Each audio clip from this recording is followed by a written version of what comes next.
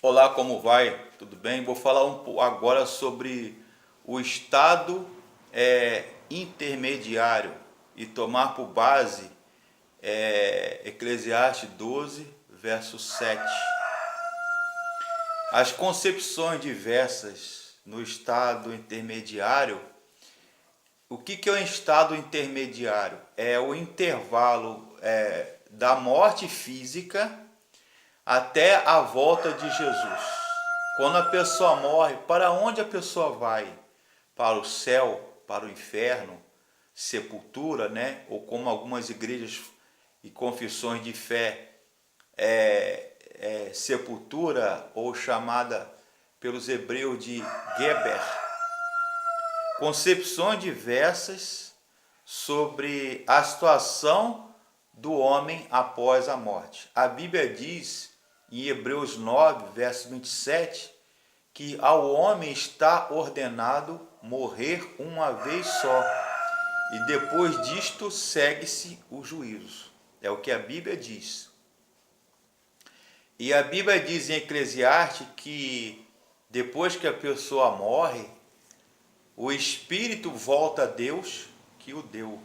O corpo, a sepultura, a terra recebe, mas o espírito volta a Deus que o deu. Que no dia da ressurreição dos mortos, do dia do julgamento final, o juízo, Jesus virá julgar os vivos e os mortos. Os mortos em Cristo ressuscitarão para o céu. Os ímpios ressuscitarão para o inferno. E os justos irão para o céu.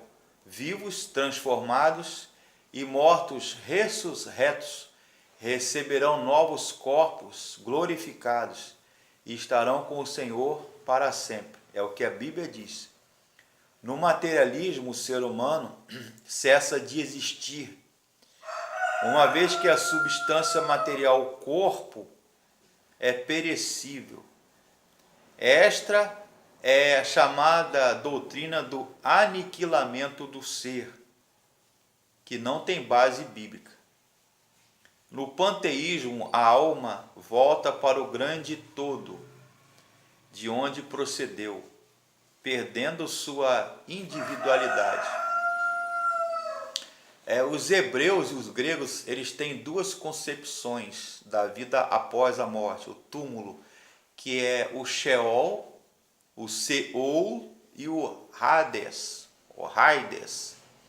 que era um lugar de compartimento. Os vivos, os crentes, os justos ficavam num compartimento e os ímpios ficavam em outro compartimento. Ou Tártaro, do grego, que era um lugar no submundo, subterrâneo, lá do inferno. As igrejas, por exemplo, adventistas e testemunhas de Jeová, a alma dorme logo após a morte. Neste caso, fica inconsciente. No mundo silencioso, obscuro, onde não há conhecimento e atividade alguma. Essa doutrina chamada do sono da alma ou aurora do milênio, que não nada tem a ver na Bíblia. A Igreja Católica Romana entende que a alma após a morte ela vai para um lugar intermediário chamado purgatório, que é um dogma, onde aguarda o perdão de Deus. Purgatório vem de purgar, purificar. O purgatório é um lugar onde as almas detidas recebem alívio com os sufrágios dos fiéis, segundo o Concílio de Trento, Concílio Vaticano I e Concílio Vaticano II. Existe também a doutrina do Limbus Patrum, Limbus Infanto. Limbus Patrum é o lugar onde as almas dos santos ficam no Antigo Testamento. Limbus Infanto é um lugar onde vão as almas das crianças que não receberam o batismo da Igreja Católica Romana, isto é, os pagãos. Isso aí tudo é doutrina. Martinho Lutero diz que as almas dos justos dormirão até que o Senhor venha bater à porta do seu sepulcro e as chame despertando-as. João Calvino já diz que as almas dos justos mortos vivem e gozam de um tranquilo descanso, mas a sua felicidade total só será plena e experimentada após a ressurreição, quando receberão seu corpo celestial. É o que diz o reformador do século XVI, que influenciou a igreja reformada e presbiteriana, João Calvino. O ensino do estado da consciência. A existência consciente tanto dos justos como dos ímpios após a morte. A Bíblia diz categoricamente que há sim atividade no céu. Não existe, embora a Bíblia fale a expressão dormir no Senhor é um eufemismo, é uma palavra é uma figura de linguagem para suavizar a pena e o terror, o impacto da palavra morte.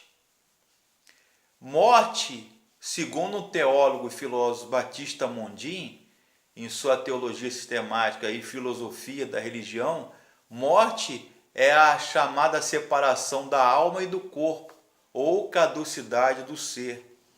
É um destino irrevogável, moral e espiritual, justos e ímpios. É um estado provisório, que as pessoas estão sem corpo físico e logo após da morte ficam, a Bíblia, no lugar intermediário e provisório, segundo a visão de alguns. É um lugar de gozo e também de tormento. Os eleitos de Deus, escolhidos, justos, já participam do gozo e das alegrias do céu, enquanto os ímpios já experimentam os tormentos do inferno. Sheol, no Velho Testamento, é usado para designar a situação daqueles que se encontram e as almas das pessoas logo após a morte. Frequentemente, a palavra é traduzida por sepultura ou morte. Há textos do Antigo Testamento que se referem tanto justos como ímpios, descendo ao Sheol ou Hades. Salmos 88:3, Salmos 89:48, Oséias 13:14, Números 16:33 e Salmos 49:14. Em alguns casos, descer ao Sheol é usado como punição contra os ímpios. Tanto o Sheol ou Hades são empregados em sentido abstrato para significar o estado, o fenômeno da morte, ou seja, o estado de separação entre a morte do corpo e a separação da alma. A Bíblia é testemunha o fato que a imortalidade não é apenas uma existência sem fim, mas uma vida futura de comunhão ou separação de Deus, com Cristo ou em Cristo.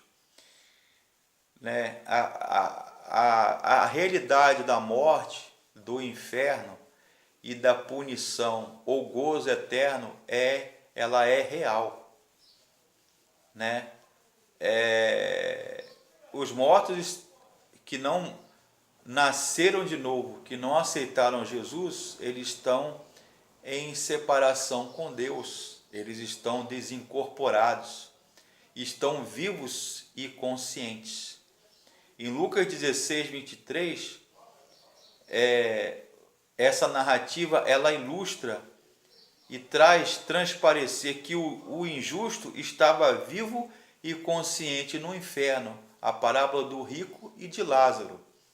Lucas 16:23. Embora sendo uma parábola, Mas Jesus narra, ilustra essa visão da realidade do inferno, da morte, da punição e do gozo eterno no céu, né? As realidades espirituais.